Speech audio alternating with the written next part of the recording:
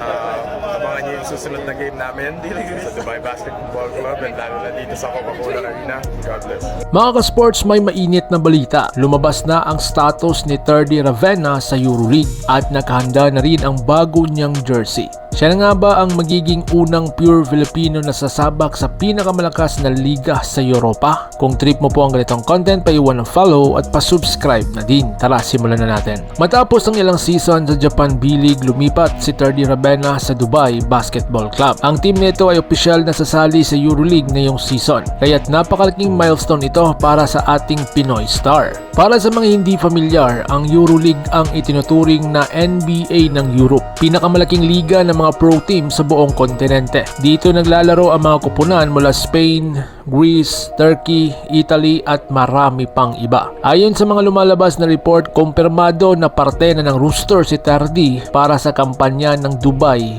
Basketball Club. May mga artikulo pang nagsasabi na siya ang magiging first pure Pilipino na lalahok sa EuroLeague, isang malaking karangalan para sa Pilipinas. Nakita na rin ng fans ang bagong jersey ng Dubai Basketball Club para sa EuroLeague season. At syempre, kasama ang ating Pinoy star na si Terdy sa lineup ng team photos. Excited na ang lahat kung paano niya ipapakita ang kanyang athleticism laban sa mga European Giants. Kung magtutuloy-tuloy ang career ni Terdy sa EuroLeague, napakalaki ang magiging epekto nito hindi lang sa kanya, kundi sa buong Philippine basketball. Isa namang inspirasyon sa mga batang hoopers na gustong makapasok sa international stage. Kaya mga ka-sports, napaka-proud moment ito para sa ating bansa. Ano sa tingin ninyo?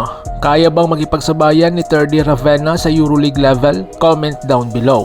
At huwag kalimutang mag-like at mag-subscribe para sa mas marami pang balitang basketball.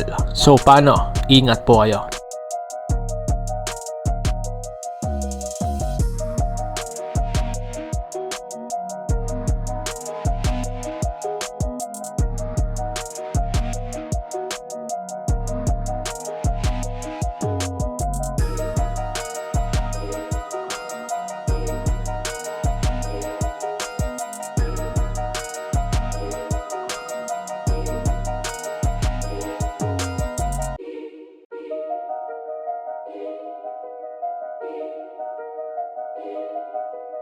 Thank you.